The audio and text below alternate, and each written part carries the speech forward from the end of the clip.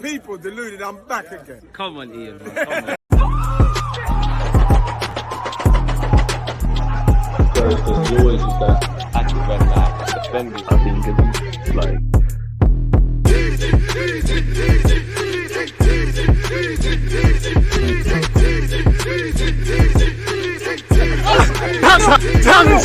People deluded, I'm back again. Come on, Ian, bro. Come on.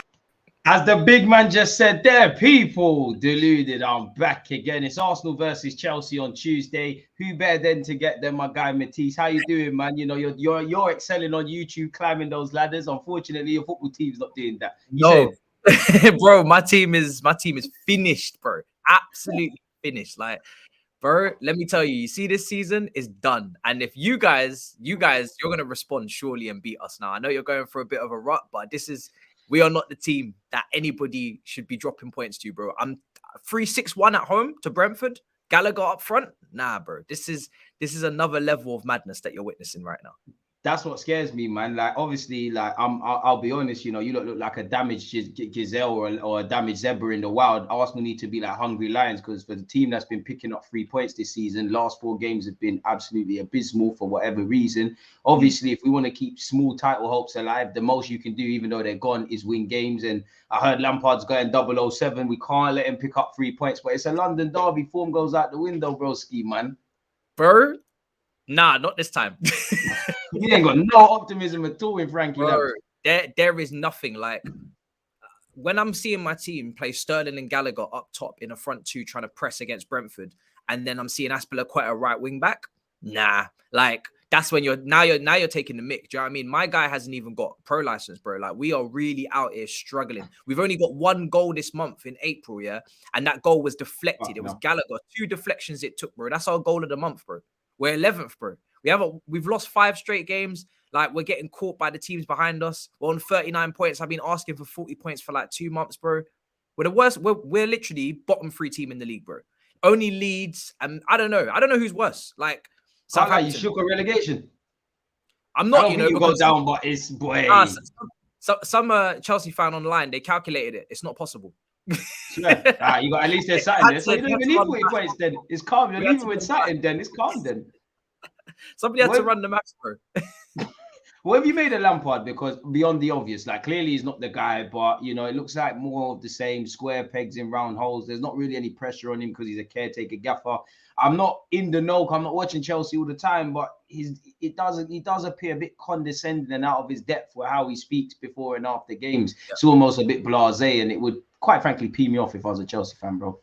100, bro. Like, the whole vibe and, you know, kind of thing has rubbed off. Like, after the first press conference, cool, now let's see what happens on the pitch. And since then, it's just been L's. And the thing is that I clocked with Lampard, and it happened last time, unfortunately, is he doesn't really take much of responsibility. He doesn't speak about tactics. I've seen Kevin De Bruyne speak better tactically post-match than I have Lampard. And he's a player, just relaying what Pep's told him. And Lampard, he doesn't speak about tactics. It's all about, you know, the boys need to, you know, put more effort in, you know, the will to win, the fight, the passion. And it's like, what about the tactics? What about the fact that we set up with a 3-6-1 or 3-5-2 with only, with no striker, with only 1 winger and a midfielder up front?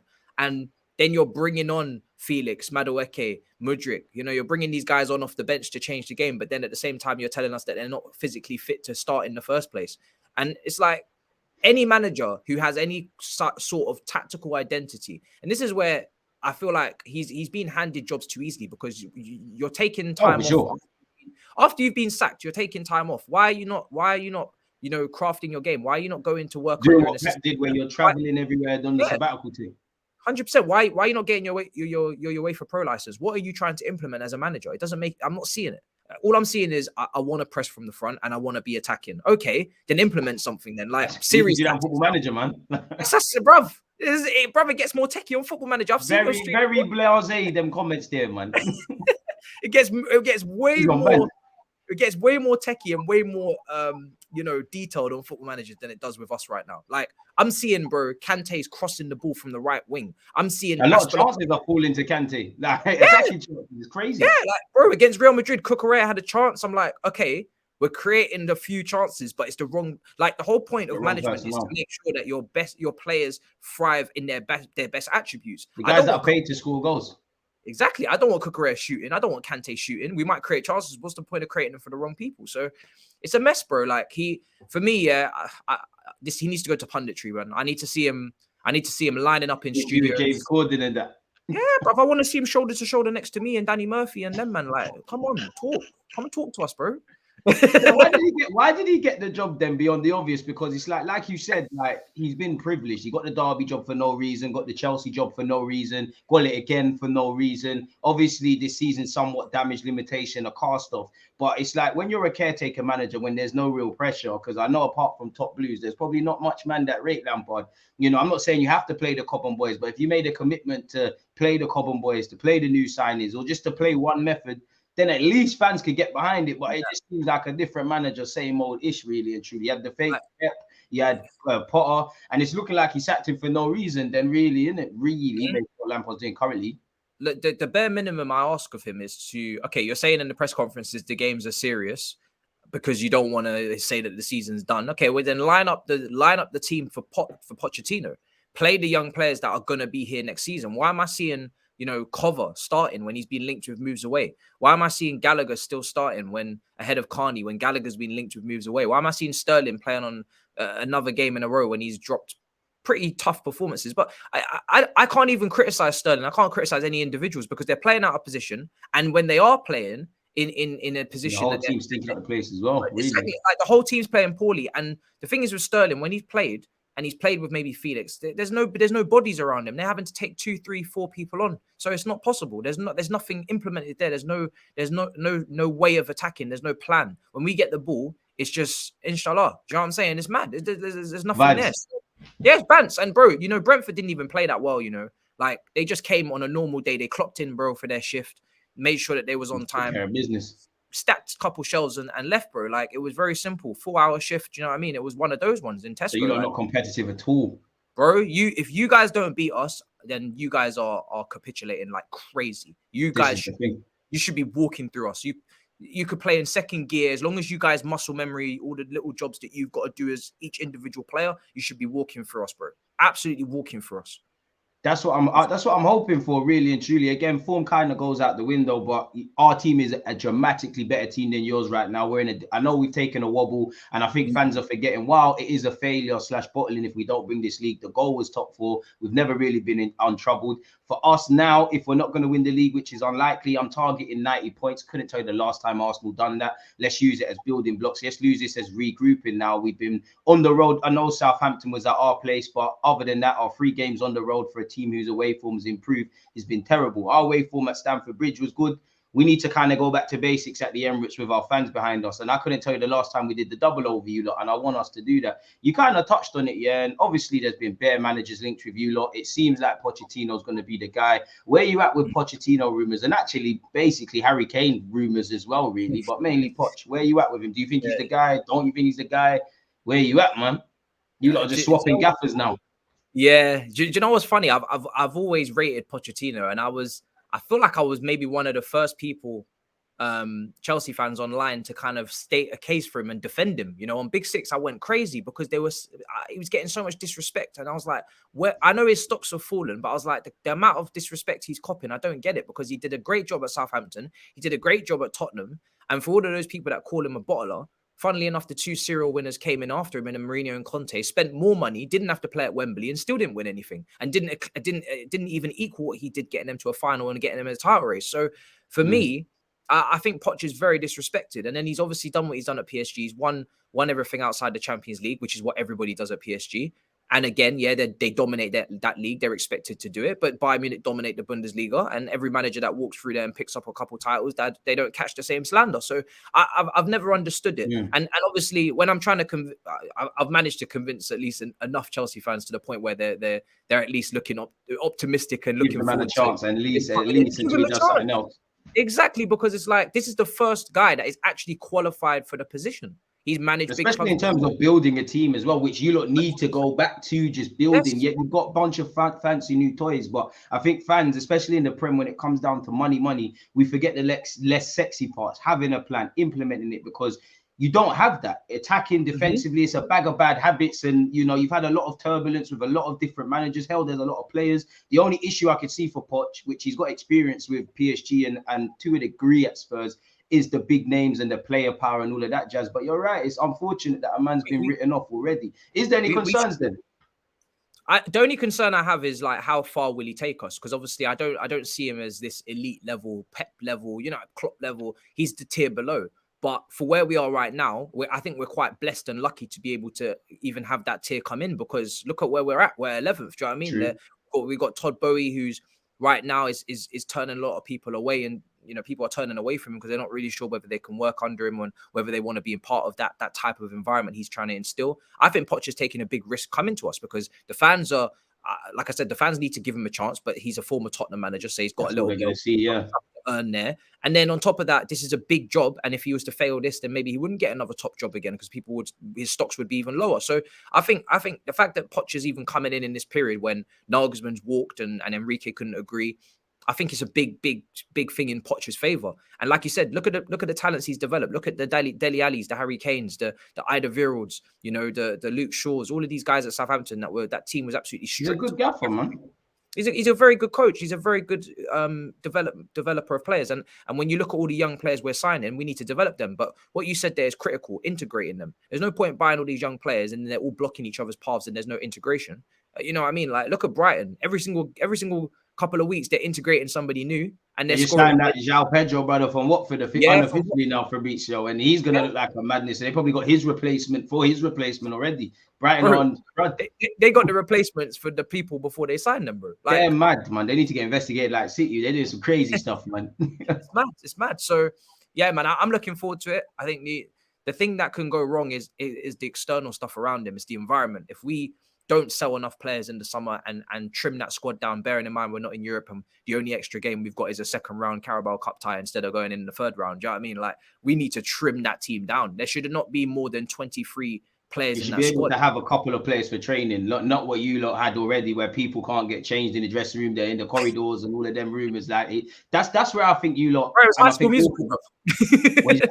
It's High School Musical. What you need to do, like the manager is just in today's day and age. I know Pep's an exception, but even when they're called managers, they're head coaches. Managers have never been more disposable, and Poch can have all the ideas. If he's not backed, he's not backed. Was he your first choice? And how long would you give him?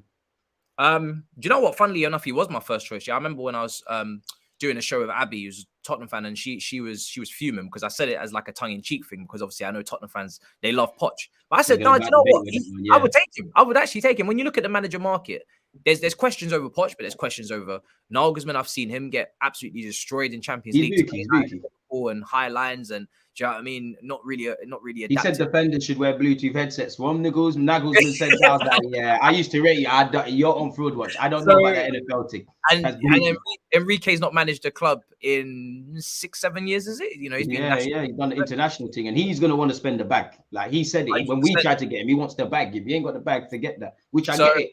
Yeah, and obviously he's on Twitch, and do you know what I mean? Obviously, we don't need rivals. We don't need rivals, bro. Do you know what I mean? It's hard enough as it is out here to grow on Twitch. You ain't got time for Luis Enrique to come in here and mash up the algorithm. Imagine now I'm trying to put out a review and he's live, bro. Fuck and that. He's already live. Yeah, he's messing up the base.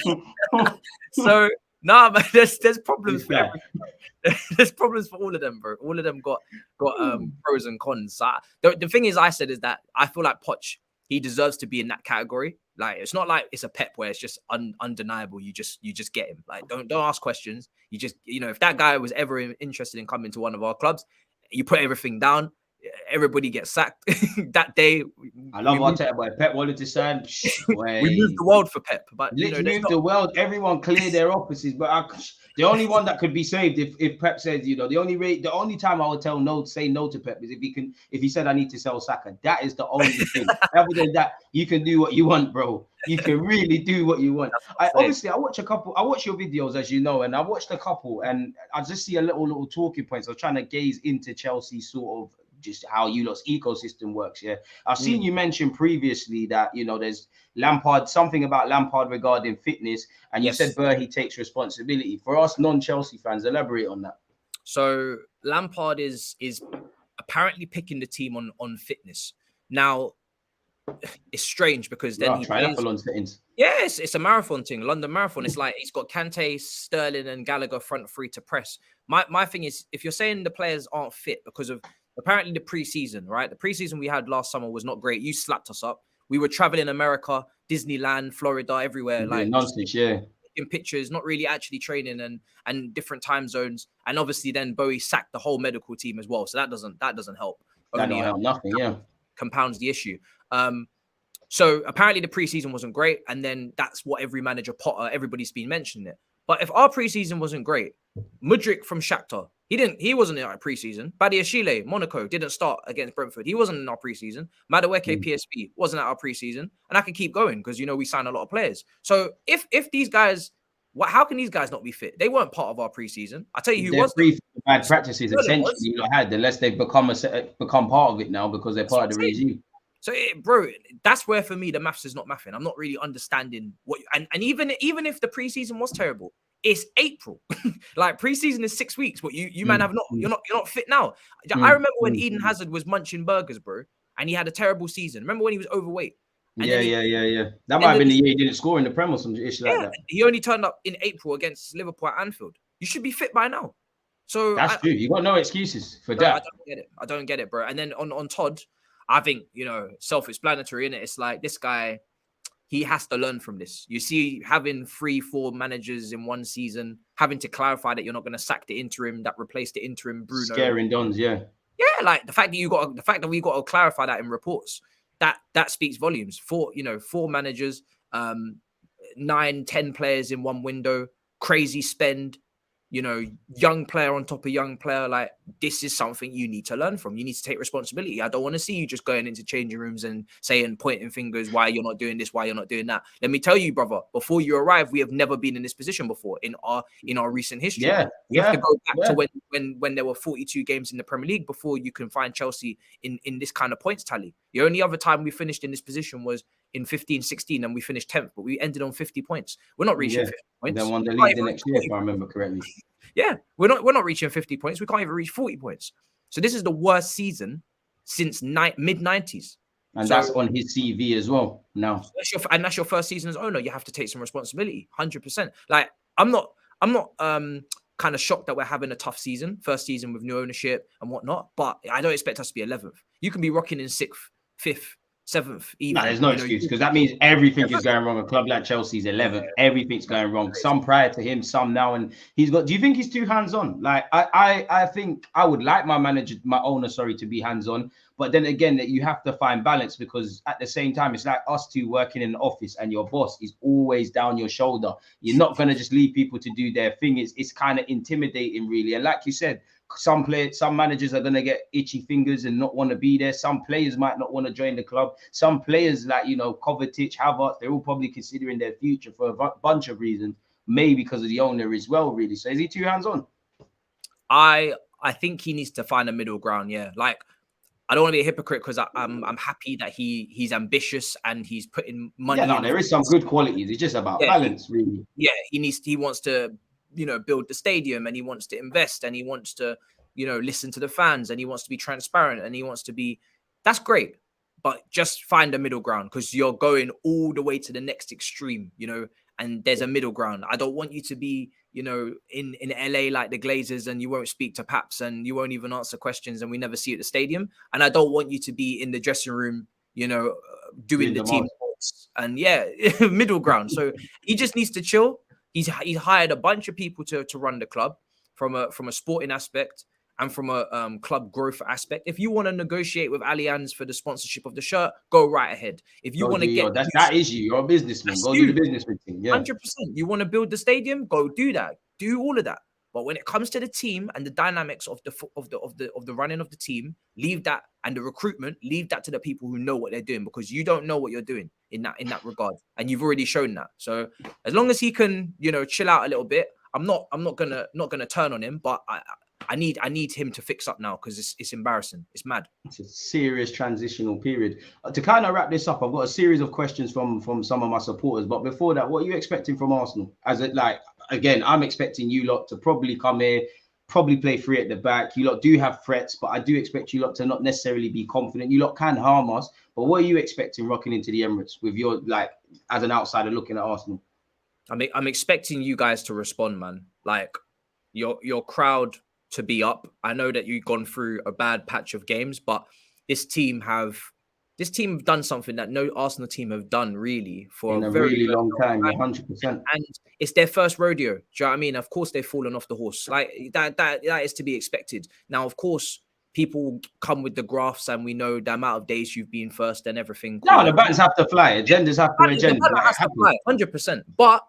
But if I was you guys, I would be proud of that team, and I would be behind that team and strong finish to the season. You're not going to win it. Of course, it's done. But you don't want to tail away now and become complacent and end up being 10 points off and all of this nonsense. Finish the season now how you've been doing it. And I honestly don't expect Arsenal to come with the foolishness I've seen against Southampton, because we are not the team that you drop points. If you drop points to us or you lose to us, then your players and your manager, then you really I don't want Lampard to get his first win of his second time. Nobody drops points to us, bro. Wolves, they beat us. Southampton, they beat us. Everybody beats us, bro. Everybody. You know what I mean? Like, bro, you man, I expect you, man, to fix up and respond. I don't know if it's going to be a walkover, because again, my team also need to turn up to a London derby, but the difference is tactically you guys are on another planet to us. Simple as that. And that's the thing, like you said, I expect Chelsea to raise their levels. Whoever wins, loses, or draws, we're gonna have to see. And I agree with your point. You know, I'm proud of my team. I'm proud of what we're doing. I definitely would have taken this in August, however long we spent, wherever we are and what we're doing now. That's all love, especially when you compare Arsenal to, 5th, back-to-back 8th.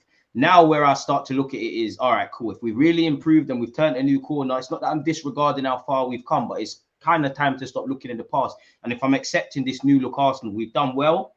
But a bit like April of last year, we've crumbled at the worst period. And I think as much as anything, I think it's psychologically. I think against City, Arteta was very naive in how, not necessarily how he started the game, but quickly fixing up things. But mentally, we looked defeated. Liverpool, we got too complacent. West Ham, we thought the game was won. Southampton, we was giggity from the start. You saw it yourself. It started getting crazy. Anytime you're chasing a game, 2 goals, whether you win, lose, or draw, if you can see 2, that's one thing. 3, it's a myth. So I think it's teething problems, and the boys have to learn from this. What I want to see is teams, players better yet, not feeling sorry for themselves. I don't care what's happened now. It's about reacting. And as I said, now if we're not going to win the league, let's target trying to go for 90 points, because that is a standout for this football club. And that has to start against you at the Emirates. And to be honest with you, the Emirates has been filled with more drama than away from home. So I expect a bit of drama, but I expect a performance, and you've got every reason to stand up to be counted. I don't want to see no one feeling sorry for themselves. So it's an interesting one, really, because I think there is some decisions to make. Does Trossard start ahead of, I would say, I would probably start Saka, but if it's on current form, Martinelli needs to stay. Jesus, you could get dropped, but I'd probably say Saka. There's even talk to bring in Nelson. To be fair, Tierney, a lot of players could actually lose their spots, so we'll have to see. A couple of questions, though, man. Apparently, Justice has said, if you could sign any 3 Arsenal players, who would it be? Saka, Martinelli, and it's a good one. Good question. Odegaard. Let's just go for the triple threat, man. If I had to pick 3 Chelsea players, Sterling, because he's a Gaza man. Thiago Silva, because we could have done with you right now with your experience in defense. Do you know what? If Tierney busts out, left field choice, Chilwell, your English left back, you could do a thing really. No, it probably in terms of ability, if we could, you know what? No, I'm lying. Kovacic. I think we needed that, man. We took Jorginho from you. That was the one we needed. What other players you think could cause Arsenal problems, and what players will cause Chelsea problems? We don't cause problems. We don't do that. Be a bit more optimistic, man. No, we don't. We have only scored 1 goal this month. Remember February, the month of love, 1 goal as well. And Gallagher's goal was deflected. It wasn't meant to go in. Like, the our Bandulu goal of the one. month is that. That's our goal of the month. We don't do that around here. We don't cause problems. So, unfortunately, my friend, I can't give you a serious Oh, answer. you did your team I dirty, man. won't waffle to you. What was the other part? what Arsenal players could cause you lot problems then, man? No optimism at all, bro. I think Martinelli's the standout. I think even throughout this patchy period for you guys, Martinelli's been really Stood up to be counted. I agree. He's had a great season, man. It's gone under the radar too much, but I think people are starting to wake up to it. And I think if I'm seeing Azpilicueta play against Brentford, if Azpilicueta touches that pitch at the Emirates and it's Martinelli, we're finished. We're finished. Absolutely finished. Oh, I thought you'd be a lot more optimistic, man. All right, next one. Bro, do you know what it is? If I was you, it's a blind optimism thing now. Like, you got nothing to lose in it, but like I know how it feels because Arsenal have been here. Like, they just beat you up so much. It's like whatever now, man. Like, if you want me to see something, you lot got to show me something first. I definitely hear it, man. But that's why I'm wary of you lot, because when we play teams that are a bit shaky and we haven't quite knocked it, you look at Everton, you look at Southampton at the time, to a degree, West Ham. It's these kind of teams that start giving us problems. I know City, we held the L, but this season we've normally kind of matched it against teams that are doing well. It's the teams that you've got no reason to. And to be honest, it's the teams in the bottom half. You look at Bournemouth, you look at several games, really. They're Wolves. They're the teams that are kind of making us, like, it's the dramas of the games, really. It's not business as usual. You're playing teams that are like hyperventilating. My team's dead. Like, if you used to get a stick and start, tapping at the team, like, finished on the floor. The coroner, man. Unconscious. So if you man lose, you've revived us. A dead person, essentially. It's some Fortnite thing. If you ever let us come to the ground and win, because we're finished. We're really, because you know why it's different for us. We have nothing to fight for. Like, this is it. The only thing we're fighting for is the Pride of London tag. That's all we're trying to. And the social media bans at this moment. Yeah, because everybody that the teams you're mentioning are at least trying to fight for survival. Trying to fight for their lives. Yeah. Of that. We're just dwindling middle. We're just in the middle of the table, just chilling. Half the players probably focusing on holidays or moving away or what's going to happen next year and all of that jazz, really. Yeah, that's a madness. Next one. What kind of, you know what? You've kind of indirectly answered this one, but you ain't. Apollo has said, what's the main reason Chelsea aren't scoring? Why are most of Chelsea's chances falling to Kante? Wrong formation, brother. When you play a 3-6-1 and you ask Kante to break forward and crash the box like Frank Lampard, he doesn't finish like Frank Lampard. Do you know what I mean? So I don't know what Frank's playing at, to be honest. I can't really legislate for it. I can't understand it. It doesn't make any sense. I'd love if a journalist actually, asked him, what are you doing? But they probably wouldn't get to return. So maybe that's the problem there. Is there any people that are Chelsea in? Because you always have them top blues and things like that. Like, and I know you have your fair share of back and forth with a couple of them. Like, I can't imagine their support for Lampard, but there probably will be because of the player versus the manager. There has. Do you know what? It's not. It's emotions. That's all it is. It's nothing serious. It's nothing to be. It's nothing to be worried about. If you're looking at it. You ask them, you see them on Sky Sports getting interviewed. Oh, I would take Lampard over Poch. No, you wouldn't. You're just saying that because you got a love for Lampard. Nobody you're lying, essentially. You don't want the best for the club if you're saying that. Anybody who's watching this cannot tell me that this man is qualified for the job. Nobody watching this can tell me it twice. Yeah, but nobody watching this can tell me he's good enough, and nobody watching this can tell me that they expect us to pick up serious results under this guy. He is not even really fit to do the interim, to be honest. He needs to be in the Championship. He needs care of nothing for a caretaker gaffer, like somebody tweeted. It's not making sense. He needs to. I don't even think. I say he should go to the Championship. I say actually he should go and study under a top manager, be an assistant, and finish. You should do what Terry and Cole do. Just see when you watch a match, you just see them in the coaching stuff. Be like Arteta, just be a sponge. That's what he needs to do. But I feel like the ego. When you when you become a starter, you can't be a bench warmer. You've tasted. Everyone's gassing him as well. Yeah, you've tasted what it's like to be a starter now. You're not going to be a bench warmer. Yeah, you're going to think about it. That's why you were right earlier when you said probably the punditry thing, where at least you can half pretend that you know what you're talking about. You'll always pick up jobs. You got your brother-in-law in Jamie Redknapp in the industry. You won't think. In fact, you could argue he's an industry plant anyways because of his dad anyway. So he was always going to be in football. Next one. Oh, this will probably get you off your seat. To be honest, is Lukaku coming back and will Chelsea finish above Arsenal next season? They in brackets they won't, and why? Look at this guy. I've actually already shouted and screamed about Lukaku. So I won't be able to do that now. But let me tell you, this guy can't come back. Like, it's one of them positions that I'm unmoved. I will Burn not. his bridges, man. Yeah, he's burned his bridges, and I won't be changing my mind on it. And if he is there, I'm not gonna lie, my life as a supporter will be severely impacted if I see him starting up front. I'm watching Isak dribble past 5-6 players. Ah, madness. On And re-looking. then you're telling me I have to settle for Lukaku, when you pass it into him And Lukaku's interviews. Well, he might yeah, even stop and the him first from- touch is hitting ball boys, and he doesn't even want to be here, and his ego's inflated, and he thinks he's Suarez. And bro, I'm not ramping with him. No chance. Not doing it, bro. And will we finish above you? Do you know what? It's unlikely, but more importantly, it's impossible to answer without the window, because if we do what we have to do in the window, this Chelsea team is not an 11th place team. Like, they will shoot. They shouldn't be there anyways, regardless of the problems you have now. It's We'll more shoot bad back up habits the and psychologically than anything, really. If we do everything that we need to do, bring it. If we take out the players we need to take out, have a proper preseason, trim that squad, and actually give Poch, a couple of, two positions that he feels he absolutely needs. But really, I'm not even bothered about incomings. I think he could actually work wonders with what we have, because we have a lot of talent. Then I think we will shoot back up that table. The only thing with Arsenal is, can the boys pick themselves back up for the next season and go again? That's what Liverpool have struggled with. Liverpool are very yo-yo. They have a great season, then Man City pip them, so then they drop off a bit with injuries and they have to come back. It's tough to respond to a season where you've been in a title race and you've missed out. But if Arsenal young players let that go and they refresh and reset, then there's no reason to think that we should be getting ahead of you, because we got a long way to go, man. The best I can hope for is with no European football, we managed to sneak into a top four fight. But that is the best outcome if we do everything correctly. If not, then with Newcastle and Villa and all these teams out here, then it's a top 6 team max.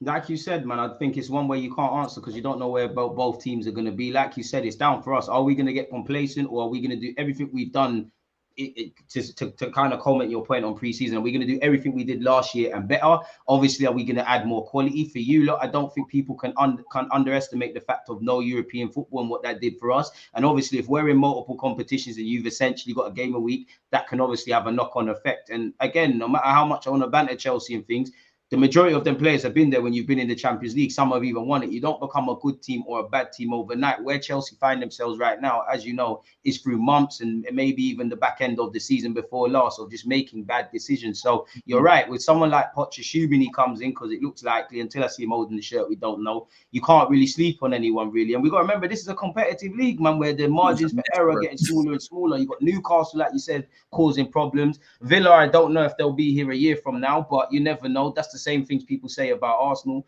United I still think people are overdoing it in some aspects, but they're doing a lot under Ten Hag. So I don't think anybody knows, man. But yeah, man, it is what it is. Who knows, bro? Who knows? How long last question for you. So what? If Pochettino doesn't get top 4 next season, how long do you give him, or do you clip him? I wouldn't clip him. I need some stability now. I want to see this manager in that seat for minimum 2 seasons, and I would like to see 3, to be honest. That would be what I'd be looking for. Obviously, you kind of judge him along the way. I think he needs to pick up a cup just to calm the fans down, bring that winning mentality back into the squad, who have lost 5 Wembley finals in a row. Bring it back into him and shut people up who call him a bottler. Put some respect back on his own name. Respect on his own name. And the ownership desperately need a trophy. So I think for me, next season he should target a cup. If he can do what Ten Hag did, that's an incredible job for him to get that done. Based on where we are right now, because we're, Man United fans will say they finished 7th last year. We're 11th. So if I can see a top half of the table, man, it's unacceptable for Chelsea. If I can see a top 4 and 2 domestic cup finals, I'll be very, very, very relieved. Because right now I don't know where we're heading. You know what I mean? Because we have a lot of talent, but we need Todd Boehly to pattern up now. We really do. So for me, that's the aim. And yeah, I'd like to see some stability, bro. I can't stand this hiring and firing nonsense. Like, it's not taking us anywhere. So it doesn't work anymore. It doesn't win you league titles. You might be able to snag a cup out of it, but if you want, and we want to win the league again, you know, we're going to need to put things in place, because it's been since 2017. It's 5 years. Next thing you know, it's 10 years, and then what now? So we need to fix up. And there's more competition. It's only getting tougher.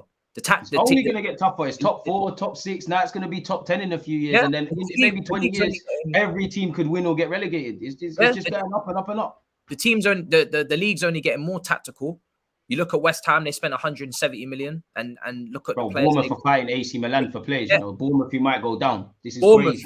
Bruv, like, you see if more serious managers keep coming into this league and taking these teams, Brighton, De Zerbi, Emery, Aston Villa. Brighton are scary. Because they're just quietly going about their business. They're soon going to hold on to players soon, and build some shit. West Ham I still think Scamacca's a very good player. Pochettino, if they were to get someone more forward thinking than Moyes, they've been in the top 7 the last 2 seasons before this. It can get long, bro. It can get very long, this league, very long. We need that fifth spot for Champions League, them coefficient points, because it's very long. Bro. It's long. Man's joined for the coefficients. It's long. This guy, blood. And that made me laugh, man. Oh my days. But let me let you get out of it, man. I know you're pressed for time, man. Obviously, what content have you got to come out? This will come out immediately. What content you got to come out? Make sure you're subscribing to Matisse, because the guy's almost on 50,000 subs. Let's get into 100,000 beyond that. If he carries on this trajectory, again, unlike his team, pushing the boundaries. Big up, brother. Pleasure, man. For me, listen, Big 6 later on tonight. That's going to be mad, 9 p.m. And then for me, maybe a FIFA stream.